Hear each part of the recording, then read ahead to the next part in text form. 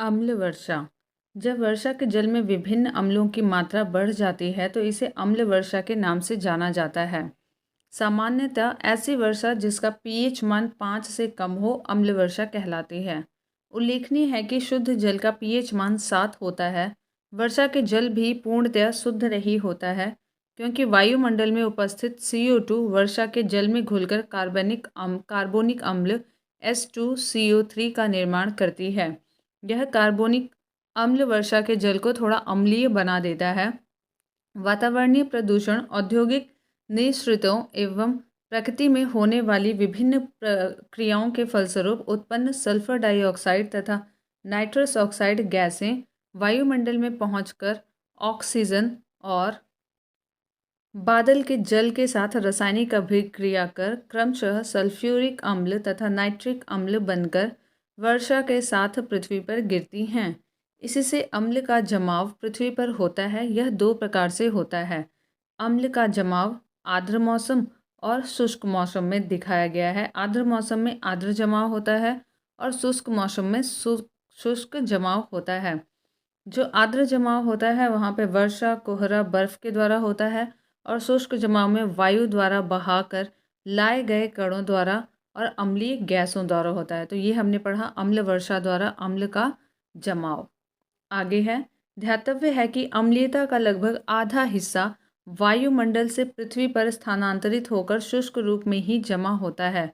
उल्लेखनीय है कि मरुस्थलीय क्षेत्र में शुष्क से आर्द्र निक्षेप का अनुपात उच्च रहता है क्योंकि वहाँ पर शुष्क जमाव ज़्यादा होता है। अम्लीय वर्षा, अम्लीय कोहरे और अम्लीय धुंध को सम्मिलित रूप से अम्ल निक्षेप कहा जाता है। अम्लीय वर्षा से सभी प्रकार के जीवों, वनस्पतियों, मृदा, कृषि, तालाब, झीलों व नदियों के साथ साथ इमारतों, स्मारकों एवं अन्य आधारभूत संरचनाओं पर नकारात्मक प्रभाव पड़ता है। अम्ल वर्षा वह परिस्थिति है जिसमें वायु में उपस्थित प्रदूषणकारी रसायनों की प्रतिक्रिया से प्राकृतिक वर्षा का जल अम्लीय हो जाता है। वर्षा के जल को अम्लीय बनाने के लिए मुख्यतः sulphur dioxide, nitrogen dioxide, nitrous oxide उत्तरदायी हैं। यहाँ पे दिखाया गया है अम्ल वर्षा के दुष्प्रभाव क्या क्या हैं। तो ये यहाँ से देखते हैं इसे। जीवाश्म ईंधन के जलने से NO2 का उत्सर्जन होता है। यहाँ पे इसके भारी कण वर्षा के साथ शहर पर आते हैं और इससे क्या नुकसान होता है। ऐतिहासिक भवनों के पत्थर का अपघटन होता है। मनुष्यों में नेत्र व गला संबंधी रोग होता है। ये जो ऐतिहासिक भवनों के पत्थर का अपघटन होता है इससे आर्थिक व सांस्कृतिक स्तर पर नुकसान होता है। और यहाँ पे जब हल्के कण आते हैं तो इससे वायु जलवाष्प में घुलकर स्रोत से दूर अम्ल वर्षा करते हैं और इसका प्रभाव ये होता है कि पौधों की पत्तियों को नुकसान, श्वसन व प्रकाश संश्लेषण की प्रक्रिया में बाधा होती है और इसकी वजह से फसल की वृद्धि में रुकावट होती है। और वहीं दूसरी तरफ प्रभाव मृदा के पोषण तत्वों का अलग होना, एल्युमिनियम यौगिक मुक्त होकर वृक्षों को हानि पहुंचाती है और वर्षा द्वारा एल्युमिनियम जो है वो झीलों और तालाबों में चले जाते हैं। मेढक व मछलियाँ अम्लीय जल में अंडे देने में असमर्थ हैं। ये था अम्ल वर्षा के दुष्प्रभाव। उल्लेखनीय है कि SO2 गैस विभिन्न स्रोतों से उत्सर्जित होकर वायुमंडल में नमी को सोखने के बाद सल्फ्यूरिक अम्ल H2SO4 का निर्माण करती है। यही वर्षा की बूंदों के साथ मिलकर अम्ल वर्षा का निर्माण करती है। इसके कारण भवनों की ईंट से परत दर परत लाल पाउडर जैसा निकलता है। ध्यातव्य है कि SO2 को क्रैकिंग गैस भी कहते हैं क्योंकि यदि लगातार यह पत्थर पर प्रवाहित की जाए तो पत्थर छत विक्षत हो जाता है। मथुरा तेल शोधक कारखाने से निकलने वाली SO2 ही आगरा के ताजमहल की तबाही का कारण बनी हुई थी। ध्यातव्य है कि वातावरणीय प्रदूषण, औद्योगिक निःसृतों एवं प्रकृति में होने वाली विभिन्न क्रियाओं के फलस्वरूप उत्पन्न सल्फर डाइऑक्साइड तथा नाइट्रस ऑक्साइड गैसें वायुमंडल में पहुंचकर ऑक्सीजन और बादल के जल के साथ रासायनिक अभिक्रिया कर क्रमशः सल्फ्यूरिक अम्ल तथा नाइट्रिक अम्ल बनाकर वर्षा के साथ पृथ्वी पर गिरती हैं। इसे अम्लीय वर्षा एसिड रेन कहते हैं। पृथ्वी पर गिर के मृदा से संपर्क कर अम्ल वर्षा मृदा को अभूतपूर्व क्षति पहुंचाती है। अधिक अम्लता के कारण अम्ल वर्षा के हाइड्रोजन आयन एवं मृदा के पोषक धनायन के बीच आदान प्रदान होता है। इसके फलस्वरूप पोषक तत्वों का निच्छालन लीचिंग हो जाता है एवं मृदा की उर्वरता समाप्त हो जाती है।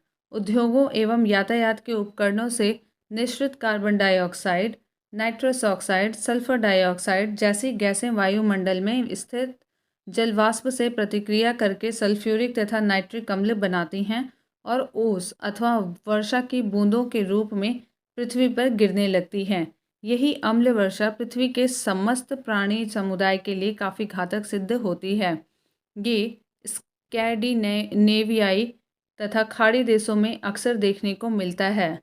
अम्ल वर्षा के लिए उत्तरदायी गैसों के स्रोत निम्न हैं। तो यहाँ पे इस चार्ट के माध्यम से दिखाया गया है। अम्लीय वर्षा, प्राकृतिक स्रोत और मानव निर्मित स्रोत। तो अम्लीय वर्षा नाइट्रोजन एवं उसके ऑक्साइड।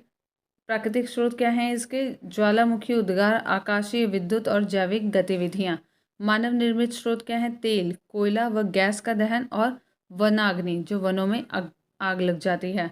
सल्फर व उसके ऑक्साइड से होने वाली वर्षा में ज्वालामुखी उद्गार, सागर, प्लैंकटन व वनस्पतियों के सड़ने से। और यहाँ पे मानव निर्मित में कोयले का जलना, पेट्रोलियम पदार्थ, कच्चे तेल की परिशोधन से, रासायनिक व उर्वरक उद्योग से। कार्बन डाइऑक्साइड CO2 से, प्राकृतिक श्वसन अपघटन और सागर से। और यहाँ पे मानव निर्मित में वनोन्मूलन, औद्योगिक प्रक्रियाओं द्वारा जीवाश्म ईंधन के जलने से। ध्यातव्य है कि अंतर्राष्ट्रीय स्तर पर हेलेंसिकी प्रोटोकॉल 1985 के तहत सल्फर के उत्सर्जन में कमी का प्रयास किया जा रहा है। याद रखिएगा, हेलेंसिकी प्रोटोकॉल के तहत सल्फर के उत्सर्जन में कमी का प्रयास किया जा रहा है। आगे, इसके अतिरिक्त द्विपक्षीय व बहुपक्षीय स्तर पर कई देशों के द्वारा प्रयास किए जा रहे हैं। उल्लेखनीय है कि मथुरा की तेल शोधनशालाओं से उत्सर्जित SO2 से उत्पन्न अम्ल वर्षा ताजमहल के सौंदर्य को क्षति पहुंचा रही है। ताजमहल पर अम्ल वर्षा से जनित हानिकारक प्रभाव को रोकने के लिए भारत सरकार द्वारा ताज टैपीजियम जोन विकसित किया गया है। इसके तहत स्मारक के चारों तरफ उत्सर्जन मानकों का कड़ाई से पालन किया जा रहा है। सल्फर डाइऑक्साइड व नाइट्रोजन ऑक्साइड अम्ल वर्षा के निर्माण के मुख्य कारक होते हैं। अम्ल वर्षा वर्षा जल एवं हिम को प्रदूषित करती है। इस कारण से झीलों, नदियों, तालाबों इत्यादि पर हानिकारक प्रभाव पड़ता है।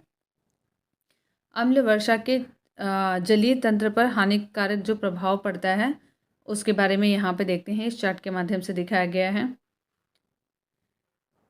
मछलियों की मृत्यु होती है। कई मछलियों के अंडों का हैच, अंडे से बच्चे का निकलना न हो पाना, निम्न pH की वजह से उत्तकों का लवण संतुलन समाप्त हो जाता है। पीने के पानी एवं भोजन के माध्यम से भोजन विषाक्त हो जाता है, जिसे फूड पॉइजनिंग कहते हैं। O2 के अवशोषण में बाधा आती है।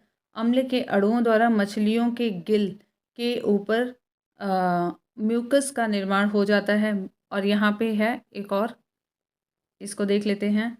मे फ्लाई की मृत्यु होती है, जिसकी वजह से मेढकों को भोजन का अभाव हो जाता है।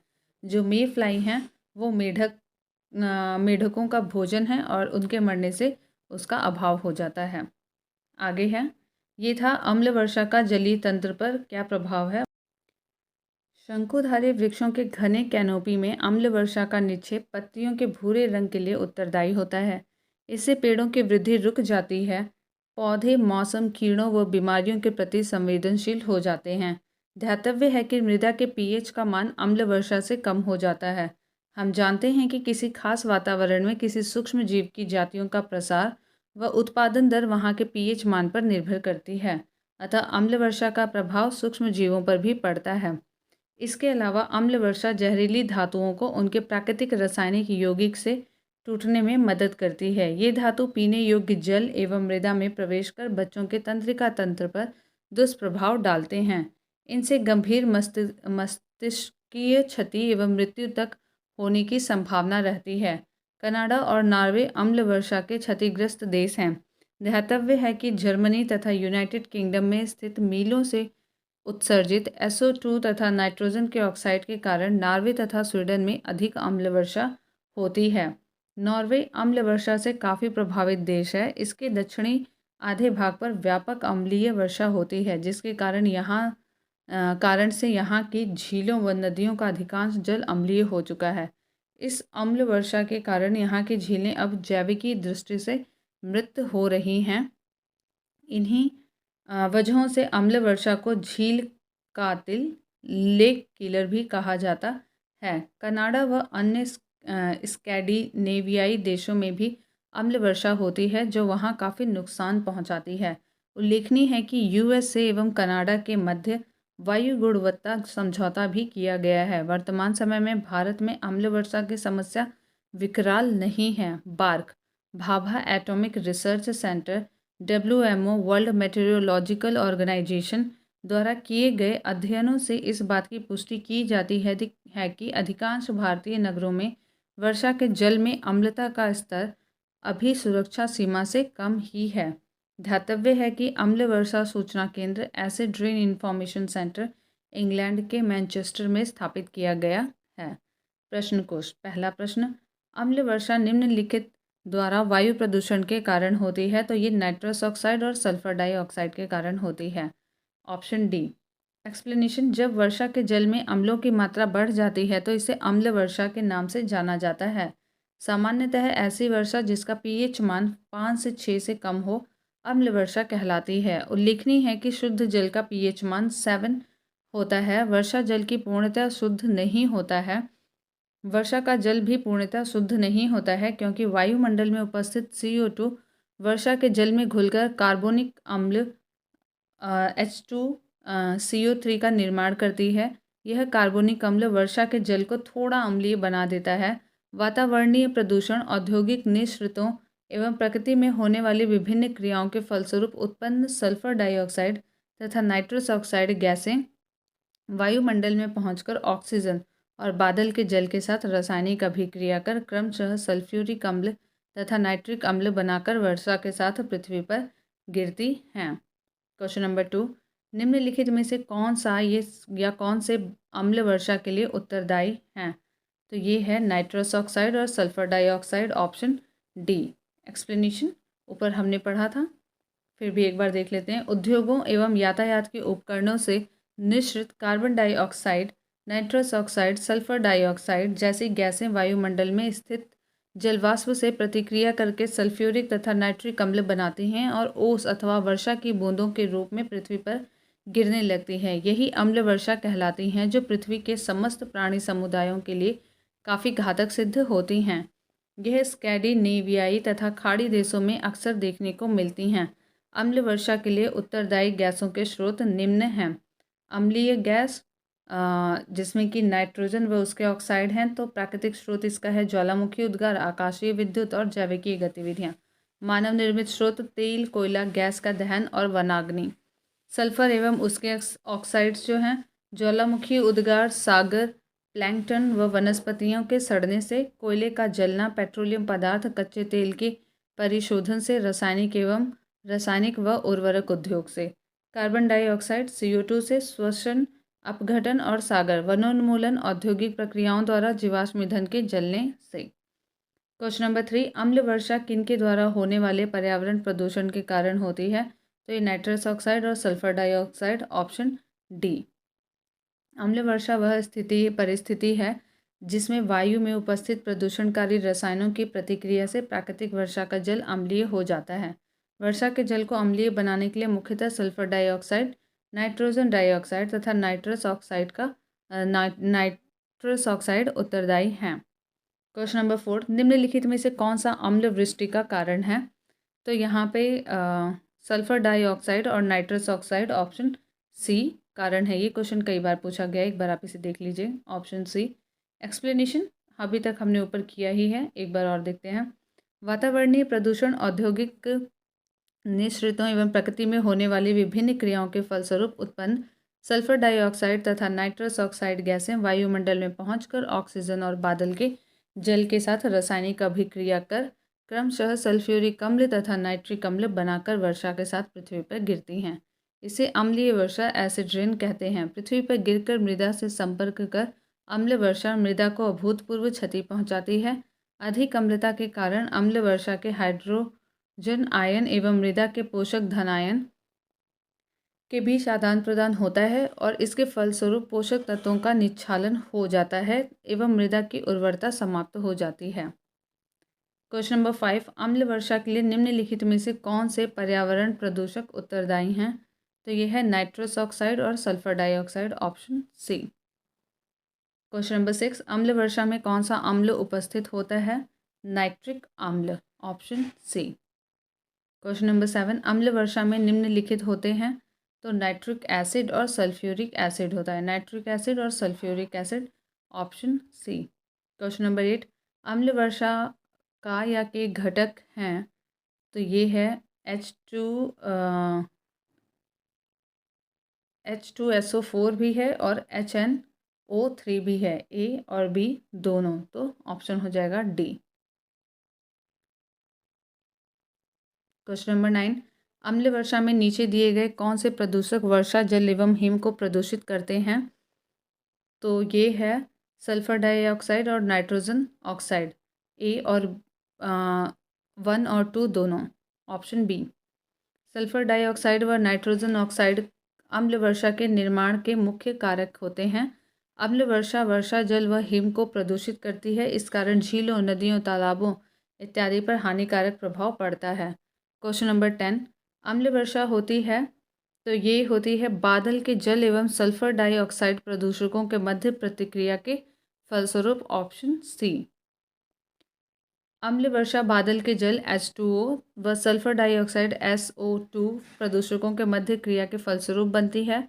कल कारखाने सल्फर डाइऑक्साइड का उत्सर्जन कर वातावरण में इसकी मात्रा बढ़ाने के लिए उत्तरदायी होते हैं, जिसके परिणाम स्वरूप अम्ल वर्षा की मात्रा में वृद्धि होती है।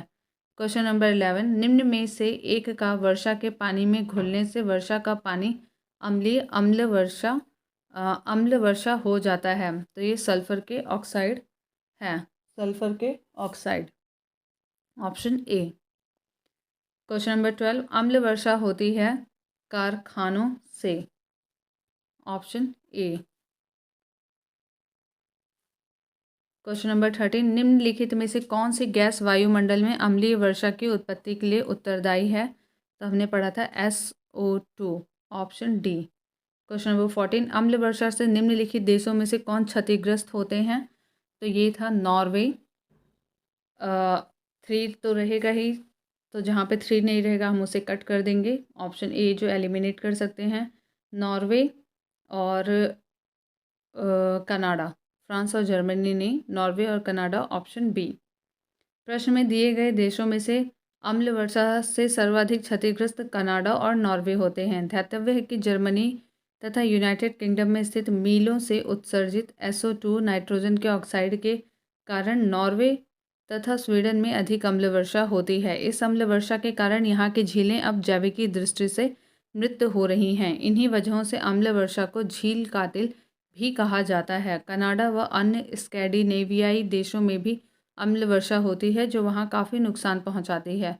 उल्लेखनीय है कि USA एवं कनाडा के मध्य वायु गुणवत्ता समझौता भी किया गया है। क्वेश्चन नंबर 15, किस देश में सर्वाधिक अम्लीय वर्षा होती है? तो वो है नॉर्वे, ऑप्शन सी। उपयुक्त प्रश्न में दिए गए विकल्पों में से नॉर्वे अम्ल वर्षा से सर्वाधिक प्रभावित देश है। इसके दक्षिणी आधे भाग पर व्यापक अम्लीय वर्षा होती है, जिसके कारण यहाँ की झीलों एवं नदियों का अधिकांश जल अम्लीय हो चुका है। जल प्रदूषण। जल में प्रदूषण एक व्यापक समस्या है। नाना प्रकार के प्रदूषकों से जल में प्रदूषण फैलता है। यहाँ तक कि जल में पोषक तत्वों की अधिकता भी जीवों के ऊपर प्रभाव डालती है। जल में जब जैविक तथा अजैविक दोनों प्रकार के पोषक तत्वों की वृद्धि हो जाती है तो इस घटना को सुपोषण, यूट्रोफिकेशन कहते हैं। अपशिष्ट जलों के बहाव के साथ कार्बनिक पोषक तत्वों के आने के अलावा कार्बनिक अपशिष्टों का जमाव भी जलाशयों की पोषक मात्रा को बढ़ा देता है। अत्यधिक पोषकों की उपस्थिति में शैवालों का विकास तेजी से होने लगता है। इसे शैवाल ब्लूम कहते हैं। इस तरह का शैवाल ब्लूम, जिसमें मुख्यतः ब्लू ग्रीन शैवाल की अधिकता रहती है, पूरी जल सतह पर आच्छादित हो जाता है। शैवाल के साथ साथ जलीय पौधों की संख्या में वृद्धि हो जाती है। शैवाल व जलीय पौधे श्वसन क्रिया के लिए जल के अधिकांश ऑक्सीजन को अपने उपयोग में ले लेते हैं। साथ ही ये जहर टॉक्सिन भी जलाशय में निष्कासित करते रहते हैं। जलाशय में जलीय जंतु O2 के अभाव में मरने लगते हैं। इस प्रकार सुपोषण के कारण भी जैव प्रजातियों की विविधता नष्ट होना आरंभ हो जाती है। अतः पोषण की अत्यधिक वृद्धि के फलस्वरूप भी जैव प्रजातियों का नाश होने लगता है। यूट्रिफिकेशन एवं उसके दुष्प्रभाव यहाँ पे देखते हैं। तो यहाँ पे फैक्ट्रियों के अपशिष्ट से जल प्रदूषक होता है। वाहित मल और कसाई खाने का अपशिष्ट से जल प्रदूषक होता है। और यही जल जो है जलाशय में पोषक तत्वों नाइट्रोजन और फॉस्फोरस की वृद्धि में को बढ़ाते हैं। शैवाल ब्लूम, और इससे होता है शैवाल ब्लूम जलीय पौधों की वृद्धि, और उसके बाद होता है जलाशय की सतह पर ये फैलते हैं और इसकी वजह से O2 की कमी और जहर का निष्कासन होता है। और यहाँ पे जलीय जीवों मछलियों की मृत्यु होती है, जैव विविधता का ह्रास होता है। यूट्रोफिकेशन जल प्रदूषण से संबंधित है। जल में अप्राकृतिक रूप से नाइट्रोजन और फास्फोरस की मात्रा बढ़ना ही यूट्रोफिकेशन है। इससे जल की गुणवत्ता में कमी आने के साथ ही ऑक्सीजन की मात्रा भी कम हो जाती है। BOD बायोलॉजिकल ऑक्सीजन डिमांड जल प्रदूषण मापने की मुख्य इकाई है। कार्बनिक एवं अकार्बनिक अपशिष्ट अपघटित होने के लिए जल निकायों में घुलनशील ऑक्सीजन का उपयोग करते हैं, जिससे जल में घुलनशील ऑक्सीजन की मात्रा घट जाती है। घुलनशील ऑक्सीजन की मात्रा घटने से उसकी मांग बढ़ जाती है। BOD का अधिक होना जल के संक्रमित होने को दर्शाता है। ध्यातव्य है कि कार्बनिक अपशिष्ट जैसे सीवेज की मात्रा बढ़ने से अपघटन की दर बढ़ जाती है तथा O2 का उपयोग भी इसी के साथ साथ बढ़ जाता है। इसके फलस्वरूप घुली ऑक्सीजन डिसॉल्व्ड ऑक्सीजन DO की मात्रा घट जाती है। अतः O2 की मांग का बढ़ते अपशिष्ट की मात्रा से सीधा संबंध है। इसी मांग को जैव रासायनिक ऑक्सीजन मांग बायोलॉजिकल ऑक्सीजन डिमांड BOD कहते हैं। BOD ऑक्सीजन का मापक है, अतः यहाँ जहाँ उच्च BOD वहाँ निम्न DO होगा। जहाँ पे उच्च BOD होगा वहाँ पे निम्न DO होगा। ये फॉर्मूला दिखाया गया है। ध्यातव्य है कि मात्र कुछ ही सहनशील प्रजातियों के जीव जैसे एनेलिड तथा कुछ कीटों के डिंब ही बहुत अधिक प्रदूषित तथा कम DO वाले जल में जीवित रह सकते हैं। इनको प्रदूषक जल की सूचक प्रजातियों के रूप में पहचाना जाता है। उल्लेखनीय है कि जिस जलाशय के DO का मान 8.0 mgl -1 से नीचे हो जाता है उसे संक्रमित कंटामिनेटेड जल की श्रेणी में रखा जाता है। जब यह मात्रा 4 mgl की पावर -1 से कम हो जाती है तो इसे अत्यधिक प्रदूषित जल कहा जाता है। गंगा नदी में BOD की सर्वाधिक मात्रा कानपुर एवं इलाहाबाद और प्रयागराज के मध्य पाई जाती है। वस्तुतः कानपुर से गंगा नदी में भारी मात्रा में प्रदूषित पदार्थ डाले जाने के कारण यहाँ BOD अधिक होता है। भूमिगत जल को दूषित करने वाला अजैविक प्रदूषक आर्सेनिक है। यौगिक अवस्था में आर्सेनिक पृथ्वी पर अनेक स्थानों में पाया जाता है। यह ज्वालामुखी के वाष्पों में, समुद्र के जल तथा अनेक खनिजीय जलों में मिश्रित रहता है। भारत में कई जगहों पर भूमिगत जल आर्सेनिक से संक्रमित होते हैं। यह संक्रमण मुख्यतः प्रकृति में पाए जाने वाले बेडरॉक से उत्पन्न आर्सेनिक से होता है।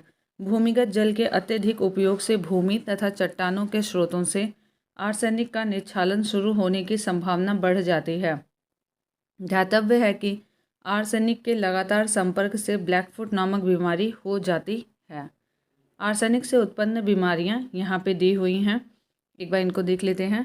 Blackfoot, diarrhoea, peripheral neuritis, hyper keratosis, फेफड़े का कैंसर, त्वचा का कैंसर, ब्लैकफुट। आर्सेनिक से ये उत्पन्न होने वाली बीमारियां थी। आगे देखते हैं। ध्यातव्य है कि गंगा नदी के तटीय क्षेत्रों के भूमिगत जल में आर्सेनिक की अधिक मात्रा पाई जाती है। उल्लेखनीय है कि आर्सेनिक रासायनिक कीटनाशकों वह खरपतवारनाशियों के छिड़काव के द्वारा भी पारिस्थितिकी तंत्र में समा जाता है। वर्ष 2011 की WHO की रिपोर्ट के अनुसार पीने योग्य पानी में आर्सेनिक की मात्रा 0.01 मिलीग्राम पर लीटर होनी चाहिए, जबकि भारत में वैकल्पिक स्रोतों के अभाव में इसकी मात्रा 0.05 मिलीग्राम पर लीटर स्वीकार्य है। उल्लेखनीय है कि धान का पौधा आर्सेनिक का बेहतर अवशोषण माना जाता है। क्या धान का पौधा आर्सेनिक भूजल के जरिए अनाज में पहुंच रहा है? इससे समूची खाद्य श्रृंखला प्रभावित हो रही है। भारत के गंगा ब्रह्मपुत्र के मैदानी इलाकों तथा बांग्लादेश पद्मा मेघना के मैदानी इलाकों में भूमिगत जल आर्सेनिक प्रदूषण से अत्यधिक ग्रस्त है। भारत में सर्वप्रथम वर्ष 1983 में पश्चिमी बंगाल में आर्सेनिक द्वारा जल प्रदूषण का मामला सामने आया था। भारत में 7 राज्यों पश्चिम बंगाल, झारखंड, बिहार, उत्तर प्रदेश, असम, मणिपुर तथा छत्तीसगढ़ का राजनांदगांव में भूमिगत जल आर्सेनिक प्रदूषण से अत्यधिक प्रभावित हैं। उल्लेखनीय है कि अगस्त 2019 में भारत सरकार द्वारा लॉन्च जल जीवन मिशन में आर्सेनिक के उपचार की व्याख्या की गई है। मिशन की शुरुआत से मार्च 2021 तक विभिन्न राज्यों के 10,650 आर्सेनिक प्रभावित बस्तियों को पीने योग्य पानी उपलब्ध कराया जा चुका है। दामोदर नदी झारखंड के खमारपाट से निकलकर हुगली में मिलती है। कोयला खदान और औद्योगिक क्षेत्रों से प्रवाहित होने के कारण यह देश की अति प्रदूषित नदी बन गई है। गिरिडीह और दुर्गापुर के मध्य के 300 किलोमीटर लंबे मार्ग में तो यह जैविक मरुस्थल बायोलॉजिकल डेजर्ट होकर रह गई है। औद्योगिक मलबे से सर्वाधिक रासायनिक प्रदूषण चमड़ा उद्योग से होता है। जल प्रदूषण तथा मृदा प्रदूषण के लिए प्रमुख रूप से यही उद्योग उत्तरदायी है। देश में मणिपुर, त्रिपुरा, ओडिशा, मेघालय, झारखंड और मध्य प्रदेश में पेयजल की गुणवत्ता का स्तर अत्यधिक चिंताजनक है। भारत की 85% ग्रामीण जनसंख्या भूजल पर निर्भर है। शेष 15% जनसंख्या खुले कुओं व जल के खुले स्रोतों से पेयजल प्राप्त करती है। भूजल में आर्सेनिक, फ्लोराइड और यूरेनियम जैसे जानलेवा रसायन मिले होते हैं। ध्यातव्य है कि नॉक नी संलक्षण फ्लोराइड के प्रदूषण के द्वारा उत्पन्न होता है।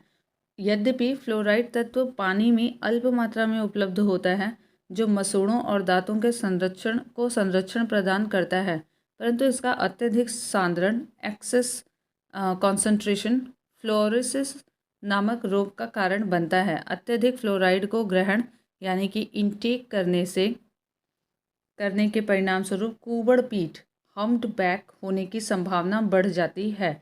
इसके लगातार उपभोग से हड्डियों के जोड़ विशेषकर मेरुरज्जु में कमजोरी आती है। उच्च फ्लोराइड संग्रहण ही पैरों के मुड़ने बेंडिंग का कारण होता है, जिसे नॉक नी संलक्षण कहते हैं।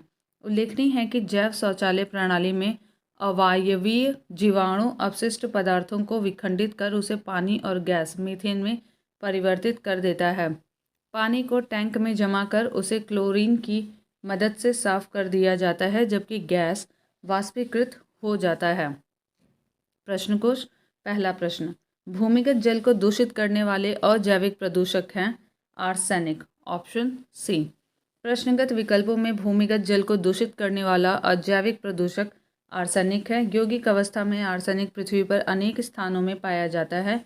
यह ज्वालामुखी के वाष्पों में समुद्र के जल तथा अनेक खनिजीय जलों में मिश्रित रहता है। भारत में कई जगहों पर भूमिगत जल आर्सेनिक से संक्रमित होते हैं। यह संक्रमण मुख्यतः प्रकृति में पाए जाने वाले बेड रॉक से उत्पन्न आर्सेनिक से होता है। भूमिगत जल के अत्यधिक उपयोग से भूमि तथा चट्टानों के स्रोतों से आर्सेनिक का निस्खलन शुरू होने की संभावना बढ़ जाती है।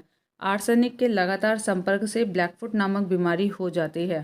क्वेश्चन नंबर 2, औद्योगिक मलबे से सर्वाधिक रासायनिक प्रदूषण होता है, तो यह है चमड़ा उद्योग से। Option A. एक्सप्लेनेशन, औद्योगिक मलबे से सर्वाधिक रासायनिक प्रदूषण चमड़ा उद्योग से होता है। जल प्रदूषण तथा मृदा प्रदूषण के लिए प्रमुख रूप से यही उद्योग उत्तरदायी है। क्वेश्चन नंबर 3, निम्नलिखित में से कौन एक वायु प्रदूषण से संबंधित नहीं है? यहाँ पे वायु प्रदूषण से पूछा गया है, तो स्मॉग है, अम्ल वर्षा है, एस्बेस्टोसिस है, लेकिन यूट्रोफिकेशन जो है ये जल प्रदूषण से संबंधित है। Option C. एक्सप्लेनेशन, यूट्रोफिकेशन जो है वो जल से संबंधित है। जल में पोषण तत्वों की अधिकता भी जीवों के ऊपर प्रभाव डालती है। जल में जब जैविक और अजैविक दोनों प्रकार के पोषक तत्वों की वृद्धि हो जाती है तो इस घटना को सुपोषण या यूट्रोफिकेशन कहते हैं। अपशिष्ट जलों के बहाव के साथ कार्बनिक पोषक तत्वों के आने के अलावा कार्बनिक अपशिष्टों का जमाव भी जलाशयों की पोषक मात्रा को बढ़ा देता है। अत्यधिक पोषकों की उपस्थिति में शैवालों का विकास तेजी से होने लगता है। इसे शैवाल ब्लूम, एल्गल ब्लूम या यूट्रोफिकेशन कहते हैं। इस तरह का शैवाल ब्लूम, जिसमें मुख्यतः ब्लू ग्रीन शैवाल की अधिकता रहती है, पूरी जल सतह पर आच्छादित हो जाता है। शैवाल के साथ साथ जलीय पौधों की संख्या में वृद्धि हो जाती है। शैवाल व जलीय पौधे श्वसन क्रिया के लिए जल के अधिकांश ऑक्सीजन को अपने उपयोग में ले लेते हैं। साथ ही ये जहर टॉक्सिन भी जलाशय में निष्कासित करते हैं। जलाशय में जलीय जंतु O2 के अभाव में मरने लगते हैं। इस प्रकार सुपोषण के कारण भी जैव प्रजातियों की विविधता नष्ट होना आरंभ हो जाती है। क्वेश्चन नंबर 4, सुपोषण के संदर्भ में निम्नलिखित में से कौन सा कथन सही है? पहला, यह जल निकाय के पोषण तत्व संवर्धन की घटना है, सही है। यह जल में घुलित ऑक्सीजन को कम करता है, यह भी सही है। दोनों सही हैं तो ऑप्शन सी 1 और 2 दोनों। क्वेश्चन नंबर 5, जैविक ऑक्सीजन आवश्यकता BOD एक प्रकार का प्रदूषण सूचकांक है जलीय वातावरण में। Option A. BOD biological oxygen demand जल प्रदूषण मापने की मुख्य इकाई है। कार्बनिक एवं अकार्बनिक अपशिष्ट अपघटित होने के लिए जल निकायों में घुलनशील ऑक्सीजन का उपयोग करते हैं, जिससे जल में घुलनशील ऑक्सीजन की मात्रा घट जाती है। घुलनशील ऑक्सीजन की मात्रा घटने से उसकी मांग बढ़ जाती है। BOD का अधिक होना जल के संक्रमित होने को दर्शाता है। ध्यातव्य है कि कार्बनिक अपशिष्ट जैसे सीवेज की मात्रा बढ़ने से अपघटन की दर बढ़ जाती है तथा O2 का उपयोग भी इसी के साथ साथ बढ़ जाता है। इसके फलस्वरूप घुली ऑक्सीजन डिसॉल्व्ड ऑक्सीजन DO की मात्रा घट जाती है। अतः O2 की मांग बढ़ते अपशिष्ट की मात्रा से सीधा संबंध है। इसी मांग को जैव रासायनिक ऑक्सीजन मांग बायोलॉजिकल ऑक्सीजन डिमांड BOD कहते हैं। BOD ऑक्सीजन का मापक है, अतः जहाँ उच्च BOD वहाँ निम्न DO होता है। क्वेश्चन नंबर 6, किसी जल क्षेत्र में BOD की अधिकता संकेत देती है कि उसका जल सीवेज से प्रदूषित हो रहा है। Option C. क्वेश्चन नंबर 7, नदी में जल प्रदूषण के निर्धारण के लिए घुली हुई मात्रा मापी जाती है ऑक्सीजन की। Option D. क्वेश्चन नंबर 8, नदी का जल प्रदूषण मापा जाता है जल में घुली ऑक्सीजन की मात्रा से। Option D. क्वेश्चन नंबर 9, जैव ऑक्सीजन मांग BOD किसके लिए एक मानक मापदंड है? तो जलीय पारिस्थितिकी तंत्रों में प्रदूषण के आमापन के लिए। Option C. जैव ऑक्सीजन मांग बायोलॉजिकल ऑक्सीजन डिमांड BOD जल प्रदूषण मापने की मुख्य इकाई है। कार्बनिक एवं अकार्बनिक अपशिष्ट अपघटित होने के लिए जल निकायों में घुलनशील ऑक्सीजन का उपयोग करते हैं, जिससे जल में घुलनशील ऑक्सीजन की मात्रा घट जाती है। घुलनशील ऑक्सीजन की मात्रा घट जाने से उसकी मांग बढ़ जाती है। BOD का अधिक होना जल के संक्रमित होने को दर्शाता है, अतः ऑक्सीजन की मांग का बढ़ते अपशिष्ट की मात्रा से सीधा संबंध है। इसी मांग को जैव ऑक्सीजन मांग BOD कहते हैं। जहाँ उच्च BOD है वहाँ निम्न घुली ऑक्सीजन डिसॉल्व्ड ऑक्सीजन DO होगा। नेक्स्ट क्वेश्चन नंबर 10, गंगा नदी में BOD सर्वाधिक मात्रा में पाई जाती है, तो यह कानपुर से इलाहाबाद के मध्य। Option B. BOD की सर्वाधिक मात्रा गंगा नदी के कानपुर एवं इलाहाबाद अब प्रयागराज के मध्य पाया जाता है। वस्तुतः कानपुर से गंगा नदी में भारी मात्रा में प्रदूषित पदार्थ डाले जाने के कारण यहाँ BOD अधिक होता है। क्वेश्चन नंबर 11, निम्न में से कहाँ आर्सेनिक द्वारा जल प्रदूषण सर्वाधिक है? तो यह है पश्चिम बंगाल में। Option D. भारत में गंगा ब्रह्मपुत्र के मैदानी इलाकों तथा बांग्लादेश के पद्मा मेघना के मैदानी इलाकों में भूमिगत जल आर्सेनिक प्रदूषण से अत्यधिक ग्रस्त है।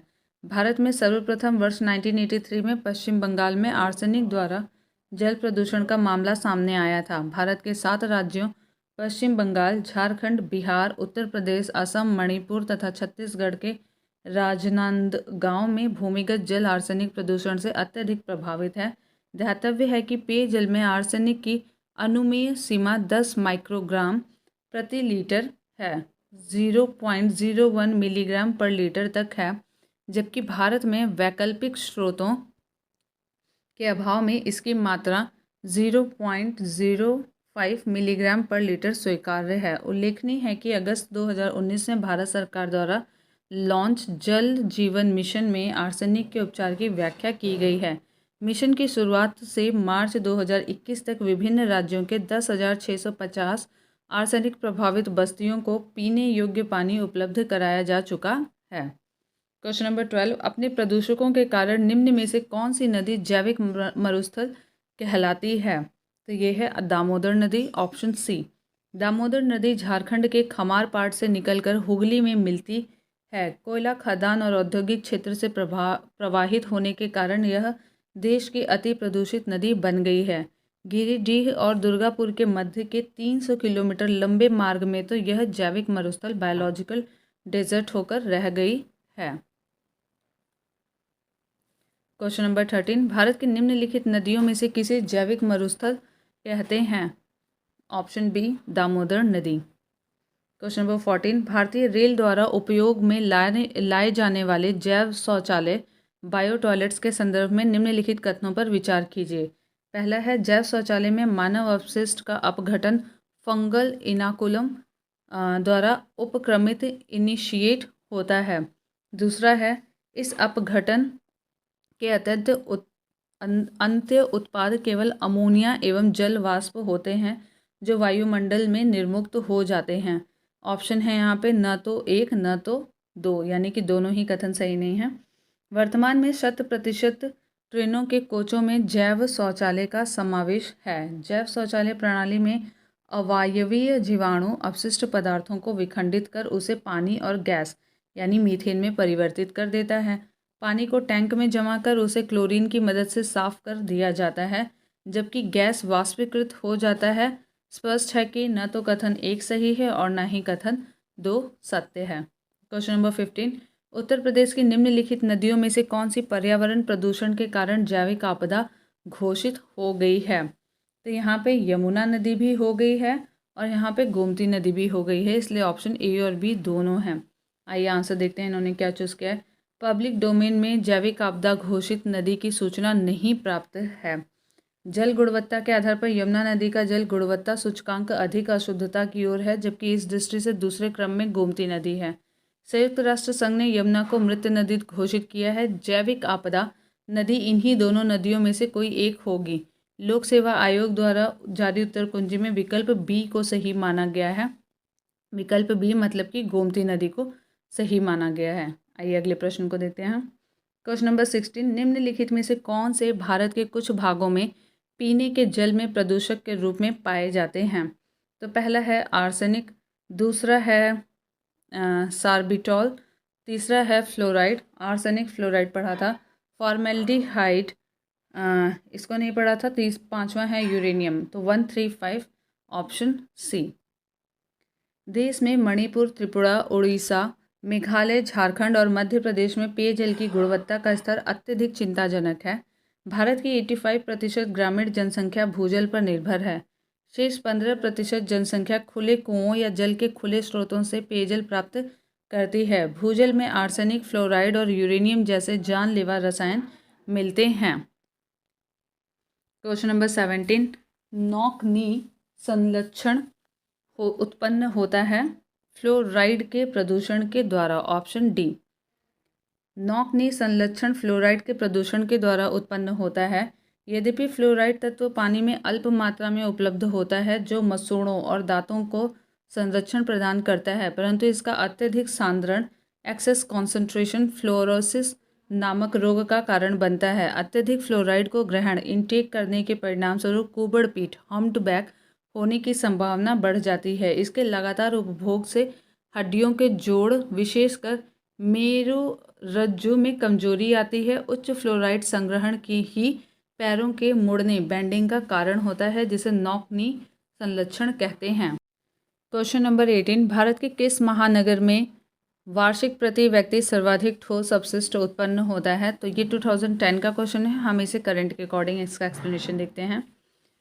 प्रश्नकाल में दिल्ली भारत में सर्वाधिक ठोस अपशिष्ट उत्पन्न करने वाला महानगर था। वर्तमान में central pollution control board CPCB द्वारा उपलब्ध आंकड़ों के अनुसार मुंबई सर्वाधिक ठोस अपशिष्ट उत्पन्न करने वाला महानगर है, जबकि इस संदर्भ में दिल्ली द्वितीय स्थान पर है।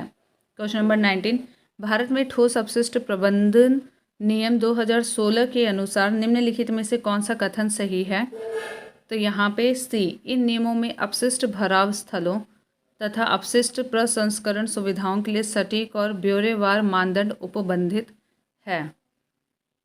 ऑप्शन सी, 8 अप्रैल 2016 को ठोस अपशिष्ट प्रबंधन नियम 2016 लागू हुए। उक्त नियमों के तहत अपशिष्ट उत्पाद को 3 पृथक कोटियों नामतः जैव निम्नीकरण योग्य, गैर जैव निम्नीकरण योग्य और घरेलू परिसंकटमय अपशिष्ट के रूप में अपशिष्ट को अलग अलग करना होगा। अतः कथन ए गलत है। यह नियम प्रत्येक शहरी स्थानीय निकाय, शहरी क्षेत्रों के विस्तार, जनगणना नगरों, अधिसूचित क्षेत्रों, अधिसूचित औद्योगिक नगरों, भारतीय रेल के अधीन क्षेत्रों, विमानपत्तनों, बंदरगाहों, विशेष आर्थिक क्षेत्र आदि में लागू होंगे। अतः कथन बी भी गलत है। इसके अतिरिक्त कथन डी भी इन नियमों के तहत असत्य है। दूसरी ओर इन नियमों में अपशिष्ट भराव स्थलों तथा अपशिष्ट प्रसंस्करण सुविधाओं के लिए सटीक एवं ब्यौरेवार मानदंड उपबंधित अनुसूची 1 में किए गए हैं, इसलिए कथन सी जो है वो सही है। समुद्री प्रदूषण, वर्तमान में समुद्र में बढ़ रहा प्रदूषण चिंता का विषय है। ध्यातव्य है कि CO2 के लिए समुद्र एक भंडार गृह की तरह कार्य करता है तथा मानव जनित क्रियाकलापों से उत्पन्न 1/3 CO2 को अवशोषित कर जलवायु परिवर्तन हेतु एक बफर जोन की तरह कार्य करता है। समुद्री अम्लीयता में वृद्धि के दुष्प्रभाव, तो यहाँ पे CO2 में वृद्धि समुद्री अम्लीयता में वृद्धि का कारण है, जिसकी वजह से पहला है प्लैंकटन की उत्पादकता में कमी आती है। नतीजा क्या होता है? मत्स्य उत्पादन में गिरावट होता है। दूसरा, कार्बोनेट आयन में कमी आती है, जिसकी वजह से कैल्सिफिकेशन में बाधा होती है और कंकाल निर्माण में बाधा होती है इसकी वजह से। तीसरा है पादप प्लवकीय डिंभकों की उत्तरजीविता प्रतिकूल रूप से प्रभावित होती है। और नेक्स्ट है प्रवाल विरंजन होता है, जिसकी वजह से कोरल रीफ की वृद्धि में बाधा होती है। अनुसंधानों में यह बात सामने आई है कि समुद्र द्वारा बड़ी मात्रा में CO2 को अवशोषित करना वहाँ के पारिस्थितिकी तंत्र को प्रभावित कर रहा है। समुद्री अम्लीयता में यह बढ़ोतरी प्रवाल विरंजन, कोरल ब्लीचिंग की घटना के लिए उत्तरदायी है। महासागरों में बढ़ते अम्लीकरण के कारण कैल्शियमी पादप प्लवक की वृद्धि और उत्तरजीविता पर प्रतिकूल प्रभाव पड़ेगा। इसी प्रकार का प्रभाव प्रवाल भित्ति एवं डिंभक पादप प्लवकीय वाले प्राणियों पर पड़ेगा। भारत के समुद्री जल में हानिकारक शैवाल प्रस्फुटन में वृद्धि के प्रमुख कारक में ज्वार नदमुख से पोषकों का प्रसाव, मानसून में भूमि से जलवाह और समुद्रों में उत्प्रवाह अपवेलिंग शामिल है। ध्यातव्य है कि नदियों एवं वर्षा द्वारा लाया गया सीवेज, कृषि अपशिष्ट, कीटनाशक एवं उर्वरक, भारी धातुएं, प्लास्टिक आदि समुद्र के पारिस्थितिकी तंत्र को हानि पहुंचाते हैं। इससे नाइट्रोजन की मात्रा में वृद्धि होती है। नाइट्रोजन की अधिक मात्रा शैवालों की तीव्र वृद्धि को प्रेरित करती है। उल्लेखनीय है कि वर्ष 1948 में जिनेवा के एक अंतर्राष्ट्रीय सम्मेलन में अंतर्राष्ट्रीय समुद्री संगठन का औपचारिक रूप से गठन किया गया, जिसका उस समय वास्तविक नाम अंतर सरकारी समुद्री सलाहकार संगठन intergovernmental maritime consultative organisation IMCO था। लेकिन वर्ष 1982 में इस संगठन का नाम बदलकर अंतर्राष्ट्रीय समुद्री संगठन इंटरनेशनल मैरीटाइम ऑर्गेनाइजेशन IMO कर दिया गया। अंतर्राष्ट्रीय समुद्री संगठन का मुख्यालय लंदन, ब्रिटेन में है। यह संयुक्त राष्ट्र संघ की विशेष एजेंसी है, जिस पर अंतर्राष्ट्रीय नौवहन की सुरक्षा, सुधार संबंधी उपाय करने और पोतों से होने वाले समुद्री प्रदूषण की रोकथाम की जिम्मेदारी है। यह संस्था उत्तरदायित्व और मुआवजा से संबंधित वैधानिक मामलों को देखने के अलावा अंतर्राष्ट्रीय समुद्री यातायात को सुविधाजनक बनाने का कार्य करती है। प्रश्न कोश। पहला प्रश्न, भारत के समुद्री जल में हानिकारक शैवाल प्रस्फोटन में हो रही वृद्धि पर चिंता व्यक्त की गई है। इस संवृत्ति का क्या कारक तत्व हो सकता है? पहला, ज्वार नदमुख में पोषकों का प्रसाव, मानसून में भूमि से जलवाह, समुद्रों में उत्प्रवाह। तीनों का तीनों ही सही है। ऑप्शंस देखते हैं। डी 1, 2, 3 जहाँ पे सही है वही ऑप्शन सही है। भारत के समुद्री जल में हानिकारक शैवाल प्रस्फुटन में वृद्धि के प्रमुख कारकों में ज्वारनदमुख से पोषकों का प्रसाव, मानसून में भूमि से जलवाह तथा समुद्रों में उत्प्रवाह अपवेलिंग शामिल है। ध्यातव्य है कि नदियों एवं वर्षा द्वारा लाया गया सीवेज, कृषि अपशिष्ट, कीटनाशक एवं उर्वरक, भारी धातुएं, प्लास्टिक आदि समुद्र के पारिस्थितिकी तंत्र को हानि पहुंचाते हैं। इससे नाइट्रोजन की मात्रा में वृद्धि होती है। नाइट्रोजन की अधिक मात्रा शैवालों की तीव्र वृद्धि को प्रेरित करती है। क्वेश्चन नंबर 2, निम्नलिखित में से कहाँ अंतर्राष्ट्रीय समुद्री संगठन का मुख्यालय है?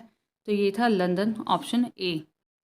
एक्सप्लेनेशन, वर्ष 1948 में जेनेवा के एक अंतर्राष्ट्रीय सम्मेलन में अंतर्राष्ट्रीय समुद्री संगठन का औपचारिक रूप से गठन किया गया, जिसका उस समय वास्तविक नाम अंतर सरकारी समुद्री सलाहकार संगठन, intergovernmental maritime consultative organisation IMCO था।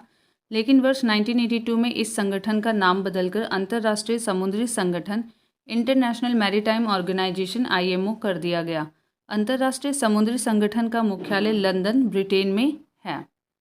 क्वेश्चन नंबर 3, दक्षिण एशियाई समुद्र क्षेत्र में तेल और रासायनिक प्रदूषण पर सहयोग के लिए केंद्रीय मंत्रिमंडल ने भारत और SACEP के बीच समझौता ज्ञापन MOU को मंजूरी दे दी है। SACEP क्या है? तो ये दक्षिण एशिया सहकारी पर्यावरण कार्यक्रम है। Option B.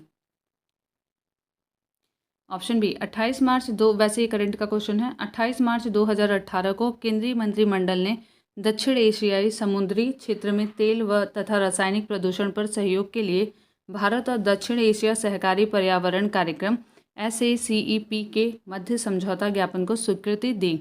SACEP दक्षिण एशियाई सरकारों द्वारा इस क्षेत्र में पर्यावरण संरक्षण, प्रबंधन और वृद्धि को बढ़ावा देने और समर्थन करने के लिए वर्ष 1982 में स्थापित एक अंतर सरकारी संगठन है। क्वेश्चन नंबर 4, महासागरों का अम्लीकरण बढ़ रहा है, यह घटना क्यों चिंता का विषय है? पहला, कैल्शियमी पादप प्लवक की वृद्धि और उत्तरजीविता प्रतिकूल रूप से प्रभावित होगी। प्रवाल भित्ति की वृद्धि और उत्तरजीविता प्रतिकूल रूप से प्रभावित होगी। कुछ प्राणी जिनके डिंभक पादप प्लवकीय होते हैं की उत्तरजीविता प्रतिकूल रूप से प्रभावित होगी। मेघ बीजन और मेघों का बनना प्रतिकूल रूप से प्रभावित होगा। तो 1, 2, 3 जहाँ पे सही होगा वही आंसर है ए। महासागरों में बढ़ते अम्लीकरण के कारण कैल्शियमी पादप प्लवक की वृद्धि और उत्तरजीविता पर प्रतिकूल प्रभाव पड़ेगा। इसी प्रकार का प्रभाव प्रवाल भित्ति, डिंभक पादप प्लवकीय वाले प्राणियों पर पड़ेगा। ध्यातव्य है कि CO2 के लिए समुद्र एक भंडार गृह की तरह कार्य करता है। मानव जनित क्रियाकलापों से उत्पादित 1/3 CO2 को अवशोषित कर जलवायु परिवर्तन हेतु एक बफर जोन की तरह कार्य करता है। अनुसंधानों में यह बात सामने आई है कि समुद्र द्वारा बड़ी मात्रा में CO2 को अवशोषित करना वहाँ के पारिस्थितिकी तंत्र को प्रभावित कर रहा है। समुद्री अम्लीयता में यह बढ़ोतरी प्रवाल विरंजन, कोरल ब्लीचिंग की घटना के लिए उत्तरदायी है।